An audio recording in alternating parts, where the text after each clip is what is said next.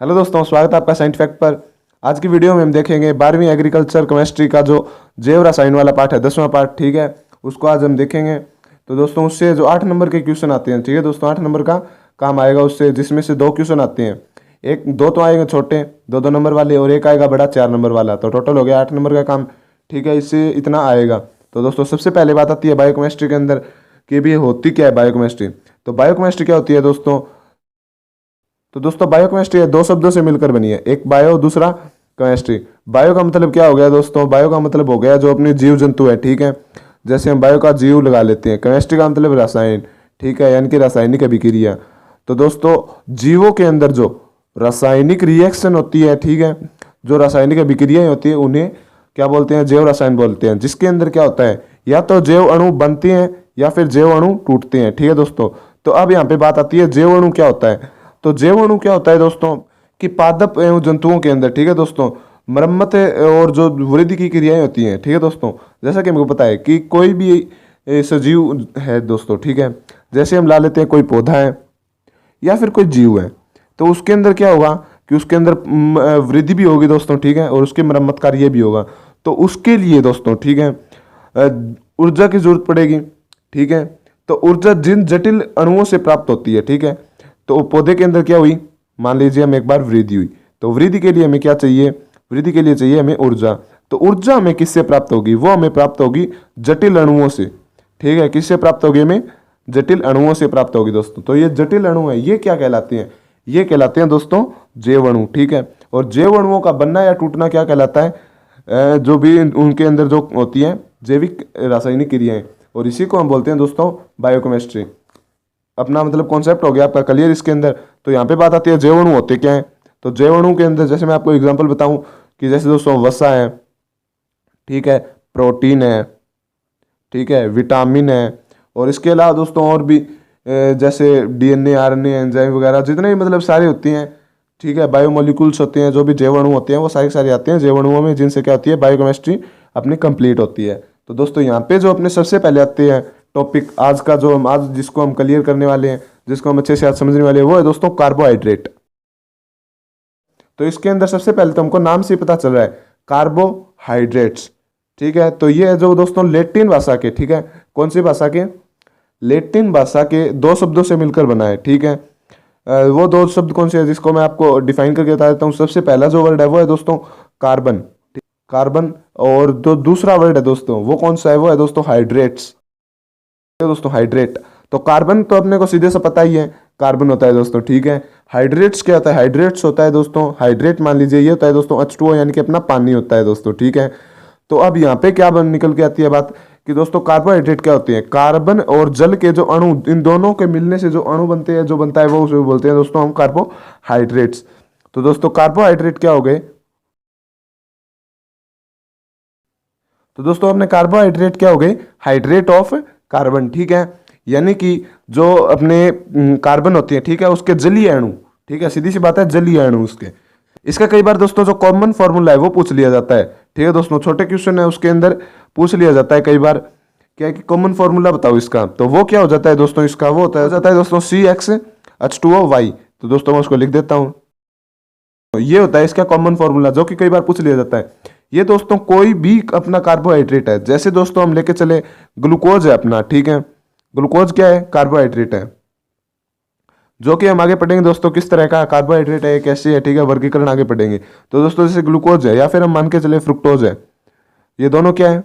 ये दोनों है दोस्तों कार्बोहाइड्रेट। तो इनका जो फॉर्मूला होता है, जो अपना सही फॉर्मूला होता है, वो होता है दोस्तों C6H12O6 होता है दोस्तों। ठीक है, तो ये तो हो गया अपना फॉर्मूला। लेकिन इसका कॉमन फॉर्मूला की बात आई जब कार्बोहाइड्रेट, ये तो है दोस्तों ग्लूकोज और फ्रुक्टोज का, लेकिन बात आई इसका कार्बोहाइड्रेट का क्या फॉर्मूला है।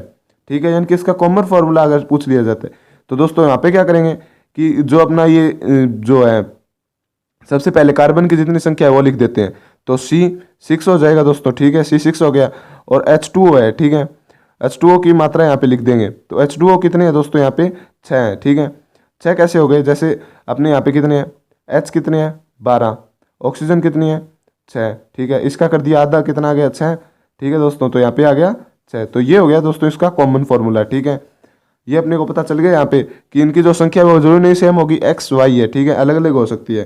तो दोस्तों ये तो हो गया अपना सबसे पहले कार्बोहाइड्रेट का कॉमन फॉर्मूला। इसके बाद में जो अपने आगे बात आती है कि जो अपने कार्बोहाइड्रेट है, ठीक है, क्या है कार्बोहाइड्रेट है वो क्या होते हैं दोस्तों, या तो स्वयं प्रकाशिक स्केरी है जो पॉलीहाइड्रोक्सी होती है, ठीक है दोस्तों, या तो वो स्वयं प्रकाशिक स्केरी है पॉलीहाइड्रोक्सी होती है, या फिर उनके टूटने से ये अणु बनता है। तो बात आती है दोस्तों ये है क्या, तो यहाँ पे इस नाम को देखिए आप एक बार पहले, क्या है पॉलीहाइड्रोक्सी, ठीक है, पॉली यानी बहुत सारे, हाइड्रोक्सी यानी हाइड्रोजन और ऑक्सीजन के अणु मिलकर बने हो।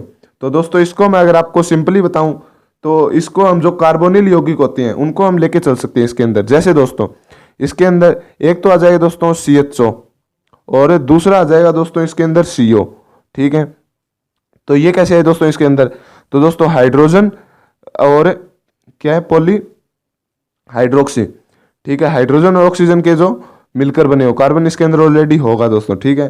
तो या तो इनके टूटने से बनेगा या फिर इनके ये खुद होते हैं दोस्तों ये, ठीक है।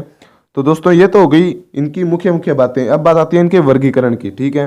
तो वर्गीकरण के अंदर हम क्या करते हैं कि सबसे पहले मैं आपको एक छोटी सी सारणी बना देता हूँ एक अच्छी सी, जिसके अंदर आपको अच्छे से समझ में आ जाएगा कि किस तरह से इसका वर्गीकरण होता है और क्या कुछ सिस्टम है, सारा अच्छे से समझ में आ जाएगा। उसके बाद में हम इसको डिटेल से पढ़ लेते हैं।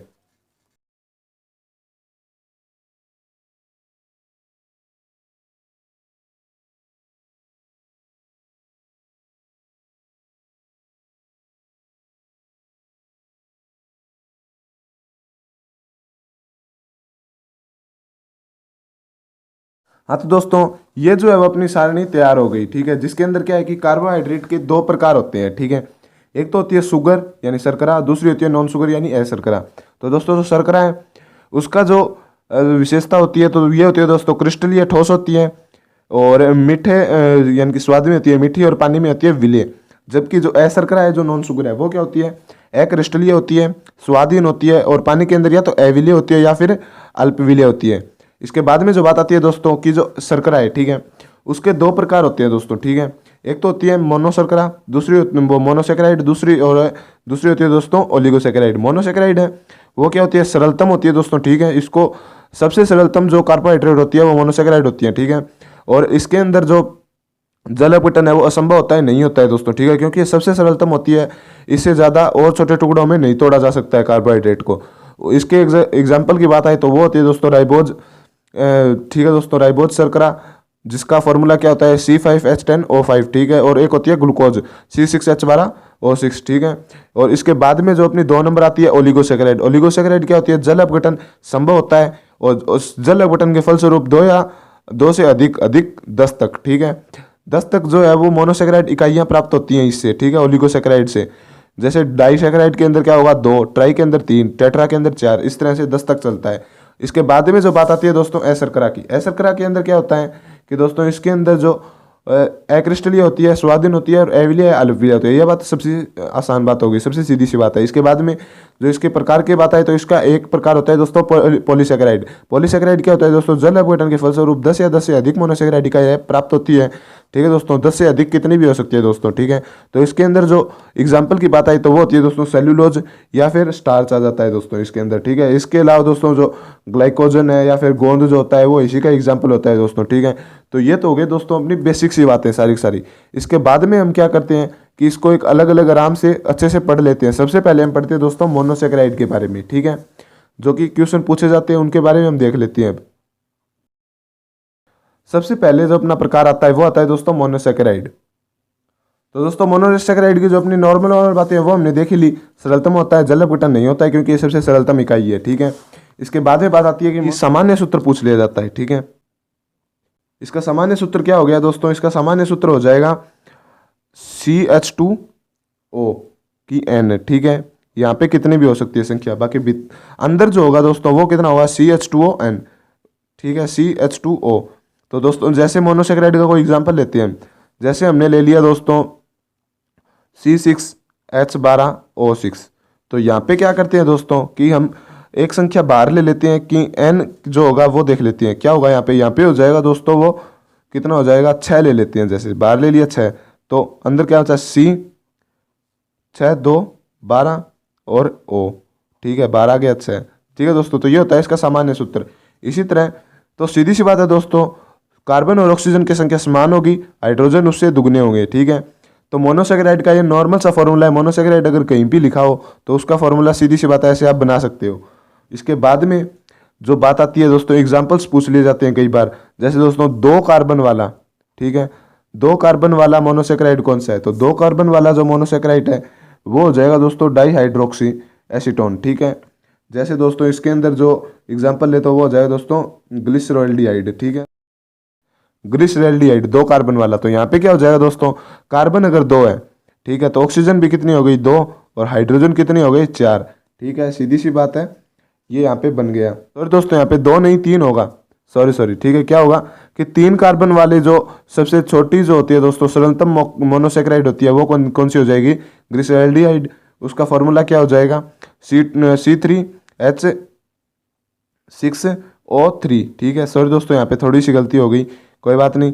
क्या हो जाएगा दोस्तों C3H6O3। ठीक है, ये हो गया कितने 3। फिर आते हैं दोस्तों 4 कार्बन वाली। 4 कार्बन वाली कौन सी हो जाएगी, इसके अंदर आ जाएगी दोस्तों इरिथ्रोज। ठीक है, इरिथ्रोज और एरिथ्लो। ठीक है दोस्तों, ये कितनी होगी 4 वाली। इसका फॉर्मूला क्या हो जाएगा, इसका फॉर्मूला सीधी सी बात है CH8O4। ठीक है, इसके बाद में दोस्तों 5 वाली अपने को पता ही है, जैसे हमने ऊपर ये एग्जाम्पल में देखा था, राइबोज या फिर डाई जो होता है दोस्तों। ठीक है, एक तो हो गया राइबोज, एक हो जाए डाई ऑक्सी राइबोज। उसके अंदर क्या होता है C5OH10O5। ठीक है दोस्तों, तो ये हो गया 5, और 6 वाली ये अपनी हो ही जाती है ग्लूकोज। इसके बाद में दोस्तों बात आती है नामकरण की। ठीक है, मोनोसेकेराइड का नामकरण।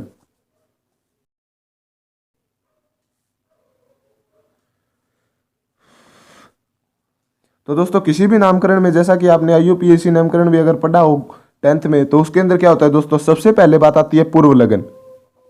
ठीक है, पूर्व लगन यानी भी कोई भी जो नाम है उसके अंदर सबसे पहले, ठीक है, जैसे श्री या श्रीमती, जैसे हम किसी भी नाम के आगे लगाते हैं वो था उसका पूर्व लगन। उसके बाद में आती है मूल यानी कि दोस्तों जो हाइड्रोकार्बन जो अपना है, ठीक है, वो मूल नाम हो जाएगा। उसके बाद में बात आती है दोस्तों अनुलगन जैसे हम लगाते हैं कुमार या फिर जो भी वर्मा, शर्मा, गुप्ता, ठीक है, जो भी हम लगाते हैं वो क्या हो जाता है उसका अनुलगन। इस तरह से दोस्तों 3 मिलकर एक अपना नाम कंप्लीट होता है। तो दोस्तों पूर्व लगन के अंदर क्या होता है कि सबसे पहले बात आती है मोनोसेकेराइड है। ठीक है, तो उसके अंदर 2 तरह के जो है वो दोस्तों पाए जाते हैं, उसके अंदर समूह उपस्थित होते हैं। ठीक है, तो वो कौन कौन सी होते हैं दोस्तों, क्रियात्मक समूह उपस्थित होती है। तो एक तो होता है दोस्तों एल्डो ग्रुप। एल्डो कौन सा होता है, एल्डिहाइड। ठीक है, CHO। और एक होता है दोस्तों कीटो। ठीक है, कीटोन ग्रुप। उसके अंदर क्या होता है दोस्तों CO। ये 2 ग्रुप उपस्थित होते हैं उसके अंदर। ठीक है दोस्तों, और इसके बाद में बात आती है मूल के अंदर क्या होता है, कार्बन की मात्रा के ऊपर डिपेंड होता है, जैसे C3, C4, C5। ठीक है, 3 वाले के आगे क्या लग जाएगा, ट्राई लग जाएगा। 4 वाले के आगे टेट्रा लग जाएगा, और जो अपना 5 वाला है उसके आगे पेंटा लग जाएगा। ठीक है, और अनुलगन है वो क्या हो जाएगा दोस्तों, वो हो जाएगा ओज। ठीक है, ओज हो गया। जैसे दोस्तों अपना ग्लूकोज है, तो ये तो हो गया दोस्तों इसका पुराना नाम। ठीक है, ग्लूकोज जैसे रख दिया दोस्तों। ठीक है, ग्लूकोज इसकी जो विशेषताएं होती है उसके आधार पे रखा हुआ नाम है। ठीक है, पुराना नाम है ये तो, लेकिन इस नामकरण के आधार पे अगर इसका नाम रखें तो इसका फॉर्मूला क्या होता है, C6H12O6। ठीक है, तो इसके अंदर दोस्तों जो उपस्थित होता है ग्रुप वो कौन सा होता है, एल्डिहाइड ग्रुप उपस्थित होता है उसके अंदर। ठीक है, इस नामकरण के अंदर अपने को पता होना चाहिए कि कौन सा इसके अंदर उपस्थित है। तो एल्डिहाइड ग्रुप इसके अंदर उपस्थित है, तो इसके अंदर सबसे पहले आ जाएगा एल्डो, सॉरी दोस्तों। ठीक है, एल्डो है यहाँ पे, एल्डो आ गया। इसके बाद में प्लस कार्बन कितने 6 के लिए क्या लगता है हेक्स, तो यहाँ पे लग गया हेक्स। और उसके बाद में दोस्तों ओज अपने को लगाना ही है, तो क्या हो गया इसका नाम एल्डो हेक्सोज। ठीक है, इसी तरह से दोस्तों फ्रुक्टोज का अगर हमसे पूछ लिया जाए, ये हो गया दोस्तों एल्डो हेक्सोज। और इसके बाद में हम फ्रुक्टोज का भी इसी तरह से लिख सकते हैं। फ्रुक्टोज का भी क्या होता है दोस्तों, C6H12O6। ठीक है, नॉर्मली दोस्तों ये 2 ही पूछेगा, ग्लूकोज और फ्रुक्टोज। इसके अलावा आप अगर और भी थोड़ी एक्स्ट्रा नॉलेज लेना चाहो तो दोस्तों वो आप कमेंट करके बता देना, मैं आपको बता दूंगा आगे वाली वीडियो में। तो दोस्तों फ्रुक्टोज के अंदर क्या होता है कि इसके अंदर जो कीटोन है वो उपस्थित होता है, कीटो ग्रुप उपस्थित होता है, ठीक है। और बाकी हेक्स इसके अंदर है ही है, और ओज लग गया, ठीक है। तो इसका जो नाम क्या हो जाएगा, कीटो हेक्सोज। और ये अगर अपने को नाम देके फॉर्मूला पूछ ले तो वो भी अपने अच्छे से बना सकते हैं कि कीटो लगाए तो कीटोन होगा, तो ठीक है। इसके बाद में हेक्स, हेक्स यानी 6, ठीक है। यानी कि 6 क्या है, उसके अंदर कार्बन है, और 6 अगर कार्बन है तो ऑक्सीजन भी कितनी होगी, 6, और हाइड्रोजन कितनी हो जाएगी, इसकी डबल H12 हो जाएगी, ठीक है। तो दोस्तों ये हमने उस कॉमन फॉर्मूले के अंदर देखा था। उसके बाद में बात आती है ओलिगोसेकेराइड। ओलिगोसेकेराइड के अंदर क्या आता है दोस्तों, उसके अंदर क्या है कि जैसे मैंने आपको बताया था कि जैसे यहाँ पे हमने देखा था कि दोस्तों कितने 2 से 10 तक जो मोनोसेकेराइड इकाई है इसके अंदर उपस्थित होती है दोस्तों, ठीक है। तो अब इसको हम आगे अच्छे से देख ले। तो दोस्तों ओलिगोसेकेराइड का जो सबसे पहला जो आता है दोस्तों, वो क्या आता है, वो होता है दोस्तों डाइसेकेराइड।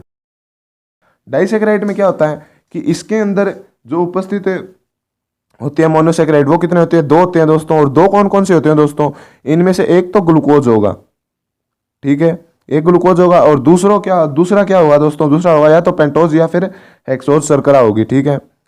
या तो पेंटोज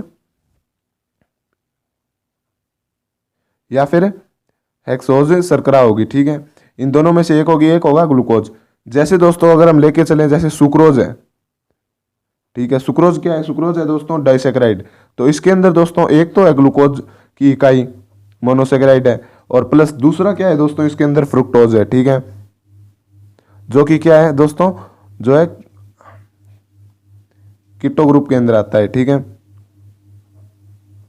फ्रुक्टोज है, ठीक है। तो दोस्तों इस तरह से डाइसेकेराइड के अंदर एक तो होगा ग्लूकोज और दूसरा होगा फ्रुक्टोज। और इसके अगर बात लेके चले अणुसूत्र की, ठीक है, डाइसेकेराइड का अणुसूत्र क्या होता है दोस्तों, वो होता है C12H22O11, ठीक है। यानी कि दोस्तों कार्बन से क्या होता है, ऑक्सीजन की एक संख्या कम होती है, कार्बन का डबल हाइड्रोजन होता है, ठीक है दोस्तों। ये हो गया डाइसेकेराइड। इसके बाद में दोस्तों जो बात आती है अपनी ट्राइसेकेराइड, उसके अंदर दोस्तों सीधी सी बात है, ट्राई है तो उसके अंदर, ट्राई के अंदर कितना हो जाएगा दोस्तों, ट्राई के अंदर हो जाएगा 3 हो जाएगी दोस्तों उपस्थित। और इसके एग्जाम्पल की बात आए तो वो हो जाएगा दोस्तों रेफिनोज, ठीक है। इसके बाद में बात आती है दोस्तों 3 नंबर टेट्रा। टेट्रा के अंदर क्या हो जाएगा दोस्तों, इसके अंदर 4 है, सीधी सी बात है। और इसका जो एग्जाम्पल है वो हो जाएगा दोस्तों स्टेकियोज, ठीक है। इसके बाद में बात आती है पेंटा, फिर पेंटा आ जाती है, ठीक है दोस्तों। 4 नंबर क्या आ गया, पेंटा। पेंटा के अंदर क्या आ जाएगा,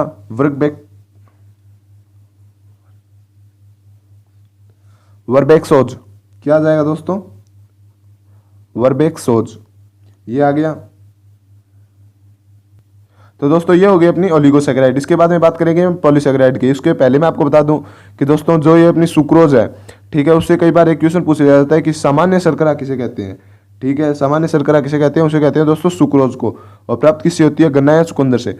इसके बाद में हम देख लेते हैं दोस्तों पॉलीसेकेराइड। तो दोस्तों यहाँ पे पॉलीसेकेराइड के अंदर पॉली का मतलब है बहुत, यानी कि दोस्तों इसके अंदर जो मोनोसेकेराइड्स हैं वो 10 या 10 से अधिक होते हैं। तो इसका जो दोस्तों कॉमन जो सूत्र होता है वो क्या होता है, इसका C6H10O5, ठीक है। और इसके N की जो संख्या है वो दोस्तों 10 या 10 से अधिक होगी, क्योंकि इसके अंदर 10 या 10 से अधिक मोनोसेकेराइड इकाइयाँ पाई जाती हैं। इसके बाद में जो बात आती है दोस्तों कि पॉलीसेकेराइड है वो रासायनिक रूप से है दोस्तों साधारण शर्कराओं के एनहाइड्रेट, ठीक है दोस्तों, एनहाइड्राइड होते हैं तथा तनु अम्लों के साथ गर्म करने पर जल में अपघटित होकर मोनोसेकेराइड्स देते हैं दोस्तों, ठीक है। तो ये तो हो गई अपने मोनोसेकेराइड्स पॉलीसेकेराइड्स की नॉर्मल बात। अब इसके एग्जांपल्स की बात कर लेते हैं। जैसे दोस्तों सबसे पहले हम देख लेते हैं सेल्यूलोज। सेल्यूलोज क्या है दोस्तों, प्रकृति में पाया जाने वाला सबसे अधिक कार्बनिक पदार्थ है, ठीक है। सबसे ज़्यादा पाया जाने वाला कार्बनिक पदार्थ कौन सा है, वो है दोस्तों सेल्यूलोज।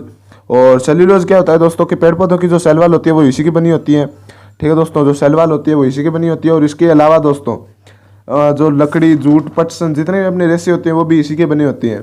तो दोस्तों जो कपास है, ठीक है, कपास का जो रेशा होता है वो दोस्तों 97 to 99% क्या होता है, सेल्यूलोज का बना होता है दोस्तों, ठीक है। और जो कपास की रुई है, ठीक है दोस्तों, जिसके अंदर वो अपने बिनौले हटा देते हैं, तो रुई है दोस्तों वो 100% क्या होती है, सेल्यूलोज होती है। ये क्वेश्चन बहुत बार पूछ लिया जाता है, ठीक है दोस्तों। कपास की रुई में सेलुलोज की मात्रा या फिर 100% सेलुलोज किसे कहते हैं एग्जाम्पल, तो दोस्तों क्या हो जाता है, रुई। इसके बाद में बात आती है दोस्तों स्टार्च। स्टार्च क्या होता है दोस्तों कि स्टार्च के अंदर जैसे जो हम खाद्यान्न खाते हैं दोस्तों, ठीक है, जैसे गेहूं है, चावल है, ठीक है, मक्का है, ठीक है, और आलू है, इसके अंदर स्टार्च उपस्थित होता है, ठीक है। तो आलू के अंदर इनकी जो मात्रा है दोस्तों वो मैं सबसे पहले लिख देता हूं, उसके बाद आप देख लेना। तो दोस्तों आलू में होती है 15 से 20% स्टार्च, गेहूं में होती है 60 से 70, मक्का में होती है 65 से 70 और चावल में होती है दोस्तों 75 से 80, ठीक है। इसके अलावा दोस्तों जो स्टार्च है इसको किस नाम से जाना जाता है, तो इसे दोस्तों एमाइलम भी बोलते हैं। क्या बोलते हैं, जो एमाइलम के नाम से भी इसे जाना जाता है। और यह दोस्तों वनस्पति में अधिक मात्रा में मिलता है, ठीक है। और जो स्टार्च है दोस्तों ये जीवों के अंदर नहीं पाया जाता है, ठीक है। ये हो गया दोस्तों स्टार्च। इसके बाद में जो बात आती है दोस्तों, स्टार्च के बाद में हम देख लेते हैं एक बार ग्लाइकोजन। तो दोस्तों बात आती है ग्लाइकोजन। ग्लाइकोजन क्या होता है दोस्तों, तो ये दोस्तों मांसपेशियों के अंदर, ठीक है, एनिमल सेल के अंदर, जो लीवर है उसके अंदर उपस्थित है, जो कार्बोहाइड्रेट होता है वो होता है दोस्तों ग्लाइकोजन, ठीक है। जिसको नॉर्मली क्या बोलते हैं कि एनिमल स्टार्च बोलते हैं, ठीक है दोस्तों, क्योंकि जीवों के अंदर स्टार्च तो पाया नहीं जाता है, तो जीवों के अंदर जो कार्बोहाइड्रेट संचित रहता है उसे क्या बोलते हैं, ग्लाइकोजन, जिनको अगर हम बोले तो एनिमल स्टार्च बोलते हैं, ठीक है। ग्लाइकोजन को क्या बोलते हैं, एनिमल स्टार्च। और इसके अलावा दोस्तों इसको जो लिवर स्टार्च भी बोला जाता है, क्या बोला जाता है, लिवर स्टार्च इसको बोला जाता है। तो दोस्तों जब मांसपेशियां सिकुड़ती हैं, ठीक है, जब हम ज़्यादा काम करते हैं तो फूलने सिकुड़ने से क्या होता है, ग्लाइकोजन बॉडी की ऊर्जा प्रदान करता है दोस्तों, ठीक है ये। और इसके अलावा दोस्तों जब व्रत वगैरह रखते हैं, ठीक है, जब भूखे रहते हैं, ठीक है, बॉडी को क्या ऊर्जा नहीं मिलती है, तो ग्लाइकोजन है वो दोस्तों किसमें, ग्लूकोज में अपघटित हो जाता है और उससे हमें ऊर्जा प्राप्त होती है। इसके बाद में जो आता है, एक आता है दोस्तों इनुलिन।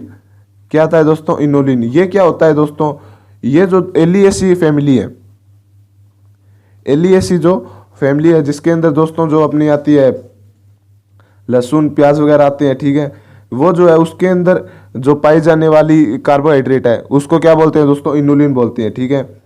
और ये दोस्तों जो फ्रुक्टोज है, ठीक है, फ्रुक्टोज का पॉलीमर होता है, ठीक है, फ्रुक्टोज का पॉलीमर यानी कि फ्रुक्टोज की बहुत सी कॉपियां होती है दोस्तों इसके अंदर, ठीक है।